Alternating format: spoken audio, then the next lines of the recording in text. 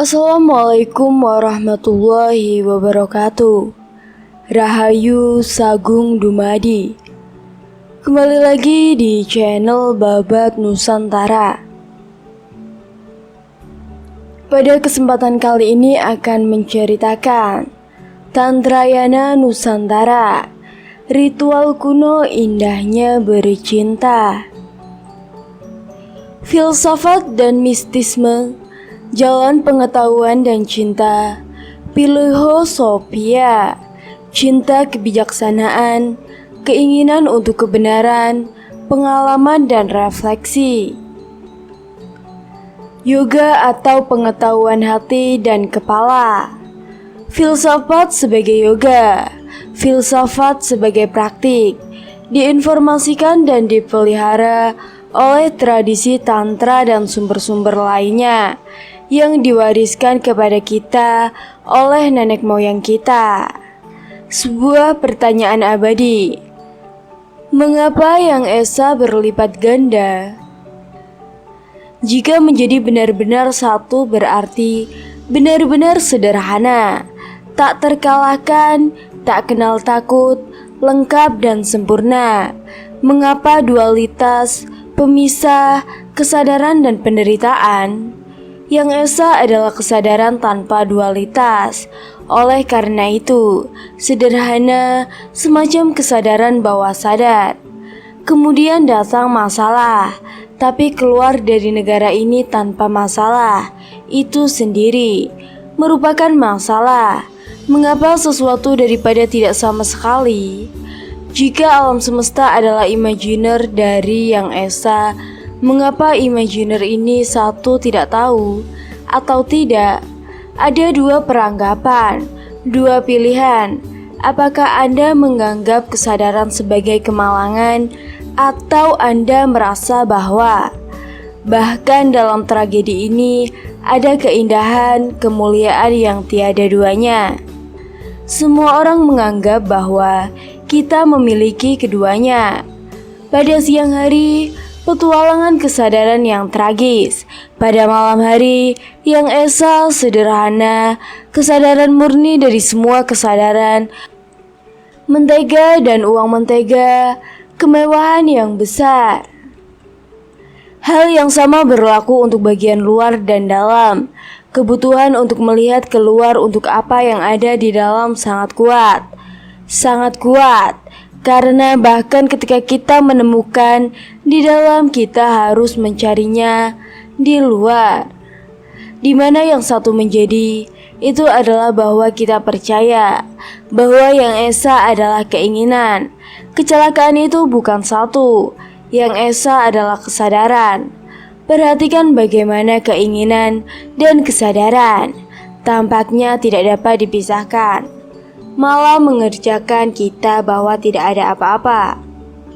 Tetapi apakah itu siang atau malam, ada keinginan, kesadaran.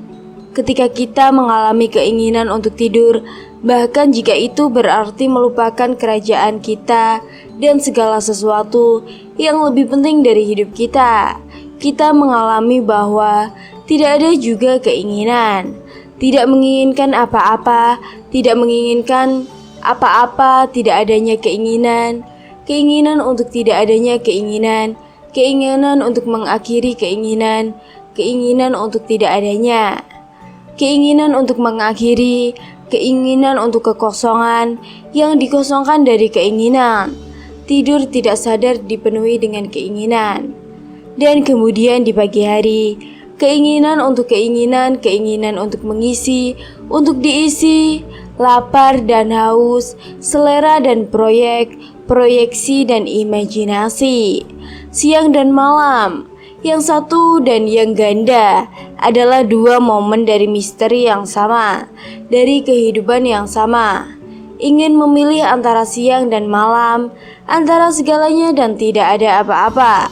Kekosongan dan kepenuhan sudah merupakan keinginan, tetapi tidak lengkap, belum matang menurut kita. Sebuah keinginan di jalan ketika kita lelah, kita menginginkan ketiadaan. Kehidupan batin kita berubah menjadi keheningan. Ketika kita dalam kondisi prima, kita menginginkan utuh kehidupan batin. Kita berubah menjadi getaran fiskal, tapi tidak ada konflik, hanya pergantian ayunan yang memusingkan. Misteri bahwa kita adalah bipolar. Biarlah dikatakan, tapi kemudian apa bagusnya? Apa manfaat kehidupan batin? Kita tidak lagi mengalami pergantian antara tidak ada dan segalanya, sebagai goyangan yang tak terkalahkan dan abstrak, seperti sabotase diri atau perang batin, tetapi seperti keseimbangan suci, nafas ilahi. Dualitas itu selalu ada, karena itu bukan kebetulan. Imajinasi selalu ada, karena itu bukan kebetulan. Dinamika keinginan selalu ada, karena kesadaran adalah laut, dan laut tidak pernah lepas dari gelombang. Hanya saja pembekakan ini dialami secara berbeda, diakui sebagai sifatku. Dia berprestisiapi dalam misteri, dia berkata begitu, dia juga dengan cara sendiri.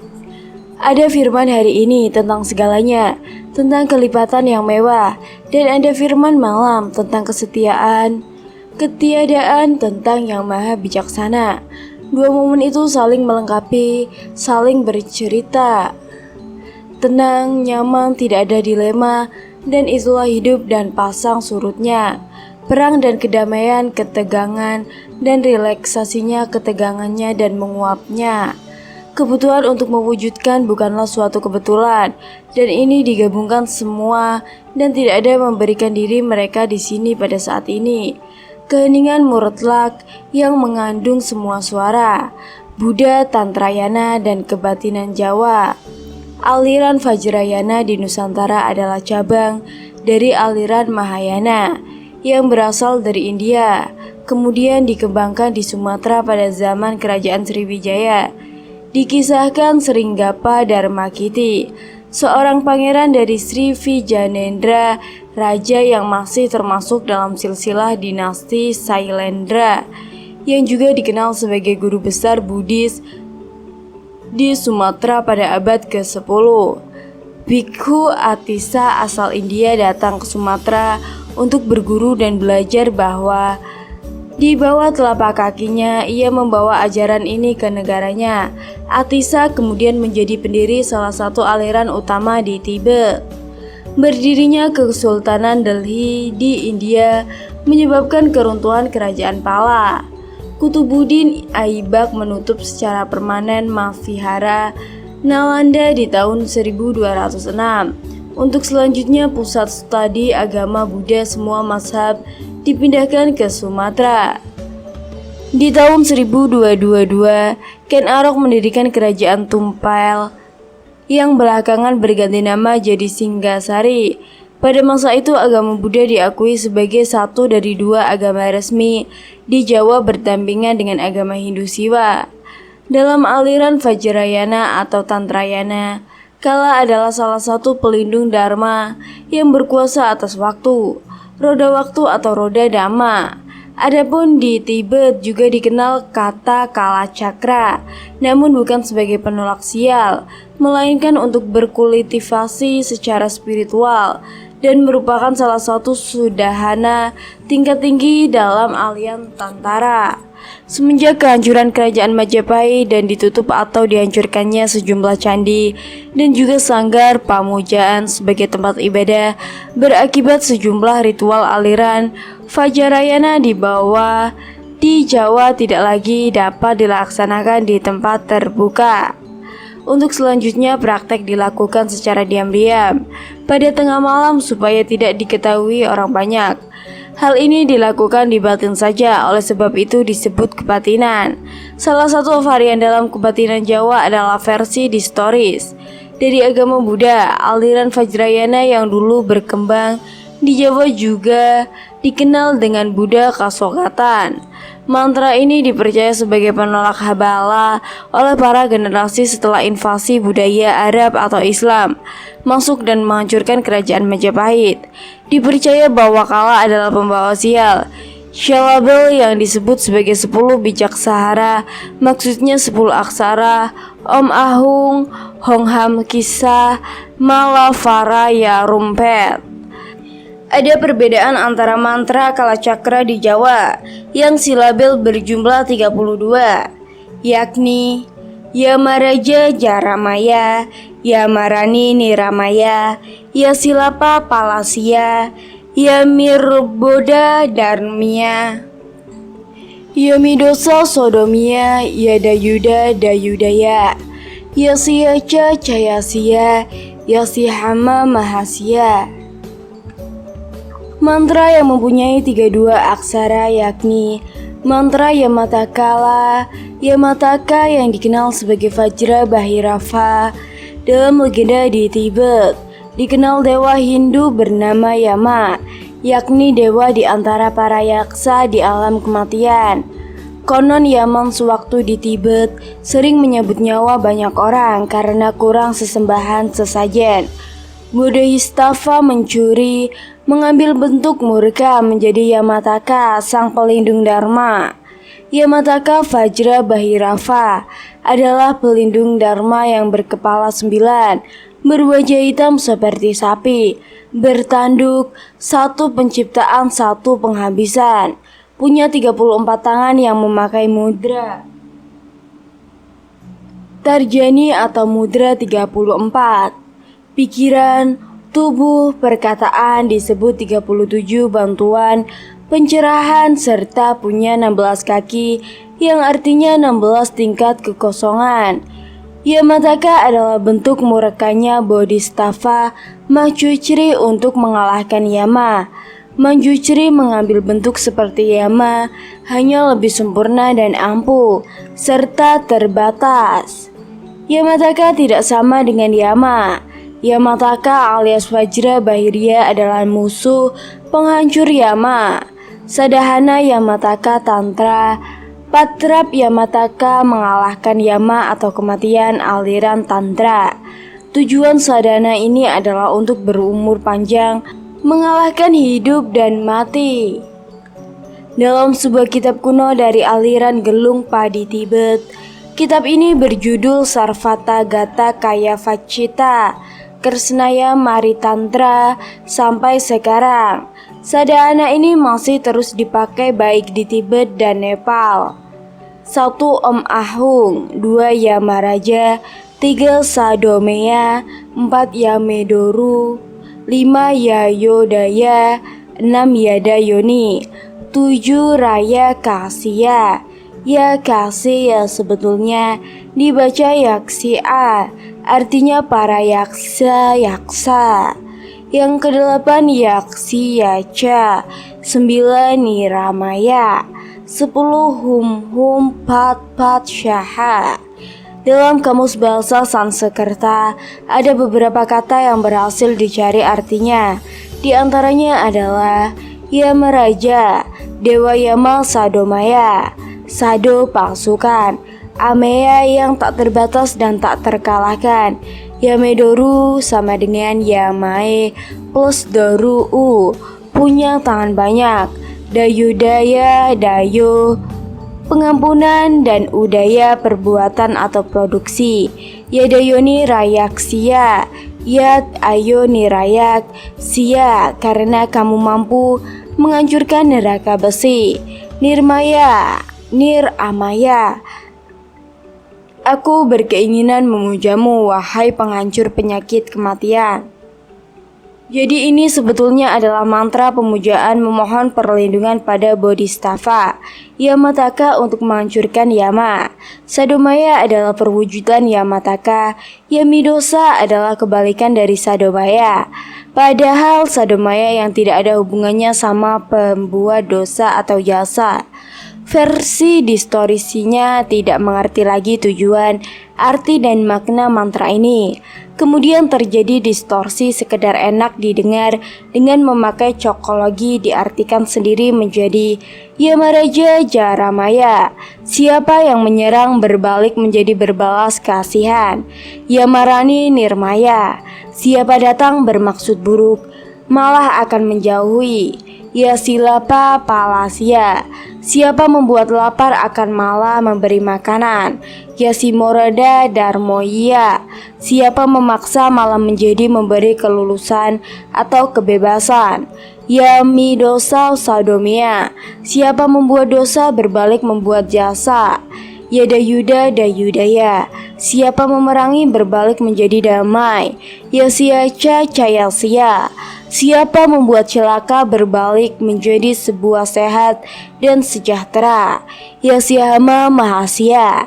Siapa membuat rusak berbalik menjadi membangun dan sayang. Semenjak keruntuhan kerajaan Majapahit, para pengikut agama Buddha aliran Vajrayana atau di Jawa dikenal dengan nama Kasogatan dipaksa pindah agama Islam. Ajaran ini kemudian terditoris menjadi Kelacakara. Sepanggal mantra tidak komplit, yang tersisa sudah terlupakan judul dan tujuan alasannya. Hanya diingat tujuannya agar berumur panjang. Kemudian pengetahuan ini didefinisikan ulang sebagai penolak sial. Adapun kolo dalam bahasa Jawa ngoko berarti sial, namun bukanlah seperti kala di versi tantra aslinya. Tantra ritual seks ilahiyah. Saatnya kita melihat seks sebagai tindakan yang benar-benar sakral. Ini menyatukan kita dengan kekuatan penciptaan, menunjukkan kepada kita keajaiban apa adanya. Ini adalah jalan menuju pencerahan. Seks adalah kekuatan vital, kekuatan untuk dipahami dan ditangani, namun begitu banyak orang yang belum mengenai secara efektif. Mereka lari darinya atau merasa terjebak di dalamnya, atau frustasi dengannya, atau terus mencari-carinya dan tidak menemukan kepuasan dalam pilihan-pilihan ini. Ajaran agung Tantra adalah bahwa kita dapat menemukan kedamaian dan kegembiraan batin dengan terjun ke dalam setiap perasaan, setiap keinginan, setiap saat, tidak menolak apapun, selama kita tidak mempunyai menyakiti tidak pun. Aktivitas apapun, jika dilakukan dengan cukup mendalam akan mengarah pada pemahaman tertinggi, kebebasan dan kedamaian. Ini termasuk kehidupan seks kita. Lihatlah dengan jujur sikap Anda terhadap seks. Apakah Anda menyukainya? Apakah Anda menginginkannya? Apakah bagian-bagian tampak memalukan atau tidak bermoral? Haruskah Anda memilikinya hanya dengan satu orang? Apakah Anda pada dasarnya monogami, poligami, aseksual? Apakah Anda puas dengan situasi seksual Anda saat ini? Bisakah itu ditingkatkan? Apakah Anda memiliki pandangan atau perasaan tentang seks sakral atau lainnya yang mungkin menghalangi Anda untuk menjalani kehidupan yang Anda inginkan? Tidak masalah bagaimana Anda menjawab pertanyaan-pertanyaan ini. Anda adalah makhluk bebas, sifat sejati Anda sudah benar-benar bebas. Jadi, Anda dapat merasakan apapun yang Anda inginkan tentang seks, atau hubungan atau pernikahan, atau apapun dan segala hal lainnya. Tetapi jika Anda menemukan bahwa pandangan dan keyakinan Anda membatasi kebebasan Anda atau menyakiti Anda dengan cara tertentu atau menghalangi Anda untuk mendapatkan apa yang Anda inginkan dalam hidup, sangat berguna untuk melihat dengan jelas keyakinan tersebut. Terjun ke dalamnya, periksa, dan gambarkan dengan jelas kepada diri Anda sendiri. Apapun kehidupan seks kita saat ini, kita mungkin merasa senang tentang hal itu. Kita membuatnya untuk diri sendiri, jadi kita harus memiliki alasan yang bagus. Kita mungkin atau mungkin tidak menyadari hal ini tentu saja. Tetapi kita dapat menyadarinya sekarang jika kita hanya memikirkan sejenak, yang mulai membawa kita ke dalam sekualitas suci yang sesungguhnya. Langkah pertama adalah benar-benar jujur bagaimana perasaan kita tentang hubungan seksual kita. Apakah kita memiliki penyesalan tentang sesuatu? Apakah kita merasa bersalah tentang sesuatu? Luangkan waktu untuk memeriksanya. Rasa bersalah adalah pola pikir yang populer dalam budaya kita. Dunia telah berubah, gagasan bahwa kita memiliki hak untuk hidup, kebebasan, dan mengejar kebahagiaan telah muncul. Kita bebas menjalani diri kita sendiri dan mengekspresikan seksualitas suci kita. Kita telah belajar bahwa kita tidak dapat mendikte atau mengatur moralitas. Setiap orang memiliki perasaan moral batin mereka sendiri dan bebas untuk bertindak sesuai dengan itu, selama mereka tidak melanggar hak orang lain untuk hidup, kebebasan, dan mengajar kebahagiaan. Bimbingan terbaik selalu ditemukan dalam diri kita dalam hidup dan dalam tindakan seks suci. Percaya dan hormati impuls kita sendiri, perasaan kita sendiri.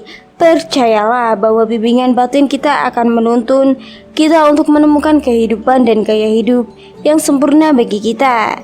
Jika kita mengikuti perasaan kita tidak akan pernah salah.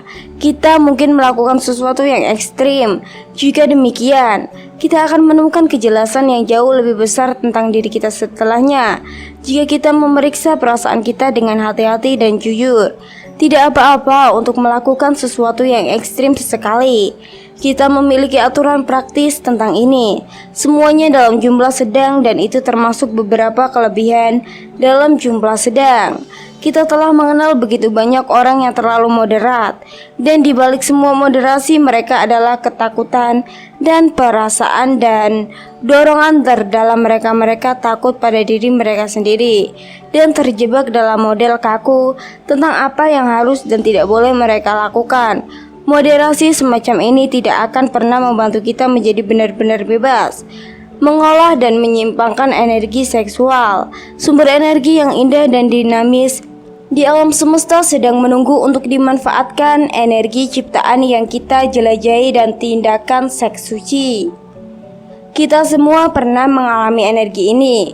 Ketika kita menyatukan seseorang pria dan seseorang wanita, kita memiliki energi perciptaan. Atau jika kita mau, kita dapat mengatakan bahwa ketika kita menyatukan dua wanita atau dua pria, kita memiliki energi penciptaan.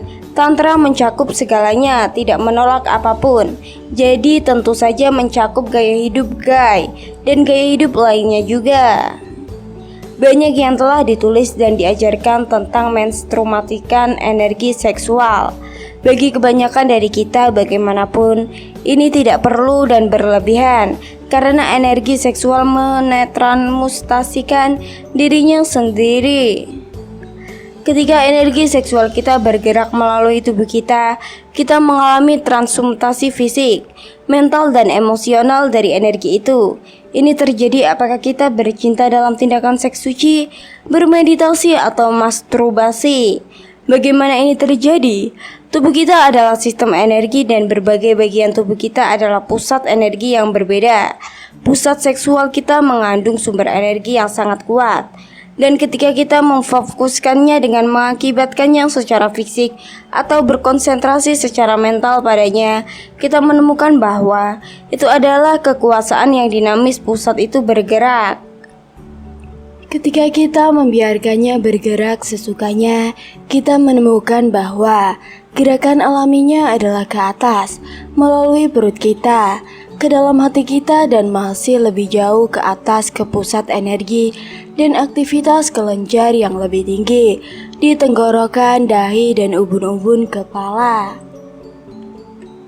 Energi ini kemudian dapat secara harfiah menghujani seluruh diri kita, meremajakan, memurnikan, menyembuhkan, memperkuat, yang merupakan salah satu dari banyak manfaat melakukan hubungan seks suci.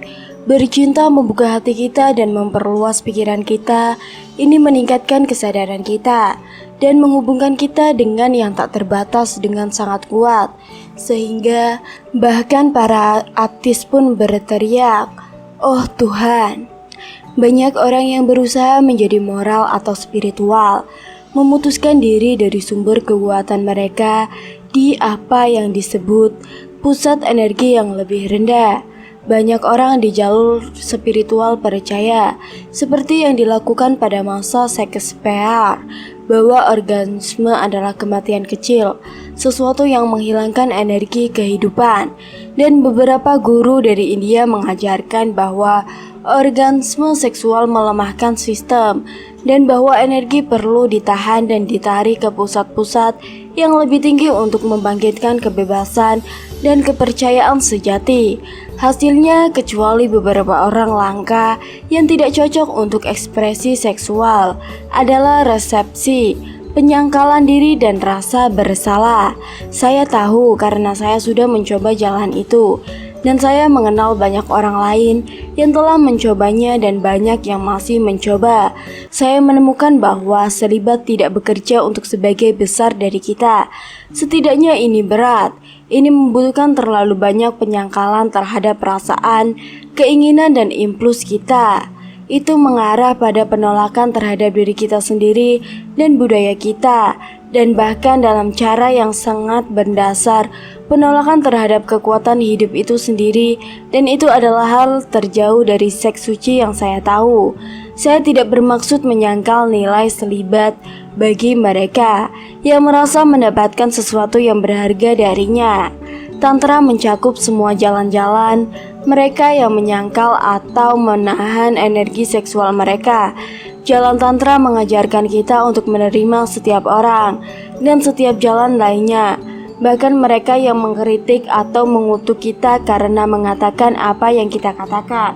Setiap orang harus menemukan jalannya sendiri, di dalam hatinya sendiri.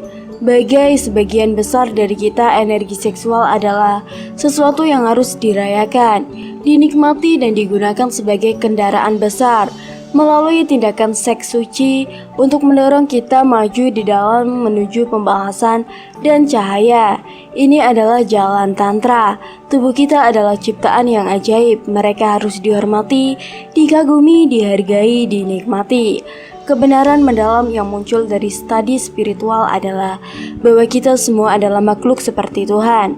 Kita telah menciptakan tubuh fenomena kita melalui DNA kita sendiri. Kami telah membanggakan diri kami dari bayi hingga dewasa. Jika kita percaya Tuhan ada di mana-mana, itu berarti Tuhan ada di setiap sel tubuh kita. Jadi ketika seseorang mengagumi orang lain yang berjalan di jalan, itu adalah Tuhan yang mengagumi ciptaan Tuhan sendiri. Dan yang dikagumi juga adalah Tuhan yang menikmati ciptaan Tuhan sendiri. Seks lebih dari sekedar dorongan alami. Itu adalah tindakan yang sangat sakral. Ketika dua tubuh bergabung, sebuah kuil yang sangat istimewa tercipta melalui kekuatan dua roh, dua medan energi yang menyatu menjadi satu. Energi yang kuat mengalir di antara dua tubuh yang sangat menyembuhkan, menguatkan, menyegarkan.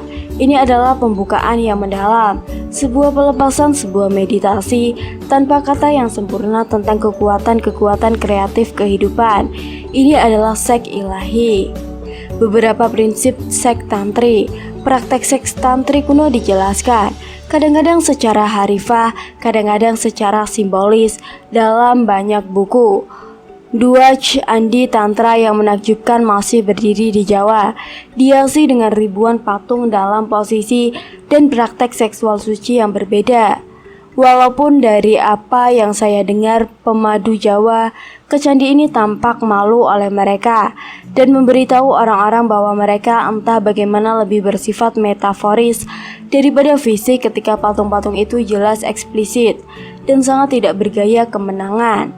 Banyak praktik tantra kuno melibatkan persiapan rumit yang merayakan semua indera termasuk makanan dan anggur yang berbeda untuk rasa, bunga untuk penglihatan, dupa untuk penciuman, lonceng dan alat musik lainnya untuk suara, dan tubuh kita untuk disentuh.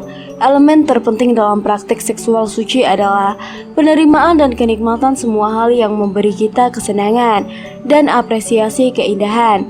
Beberapa guru mendefinisikan seks tantra sebagai seks di mana Anda tidak mencapai orgasme telah bermeditasi secara mendalam bersama untuk waktu yang lama. Ini adalah cara yang indah untuk bercinta, tetapi tentu saja bukan satu-satunya cara untuk bercinta.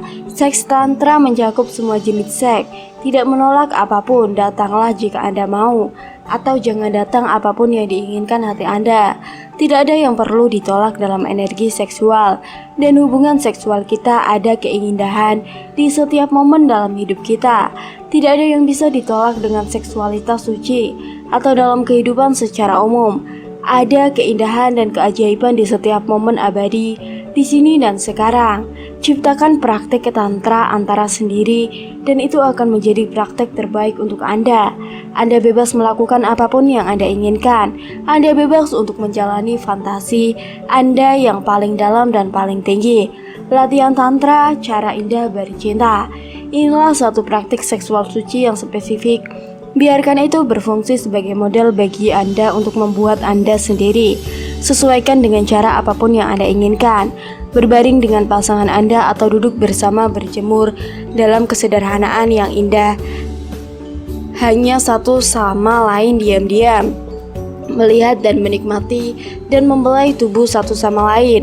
Pada suatu waktu, pria itu berkata kepada wanita itu dengan fokus pada tubuhnya, "Ini adalah semata." Pada suatu waktu, wanita itu berkata kepada pria itu dengan fokus pada tubuhnya, "Ini adalah semesta." Pada suatu saat, wanita berfokus pada pusat energi seksual suci pria dan berkata, "Ini adalah kunci semesta."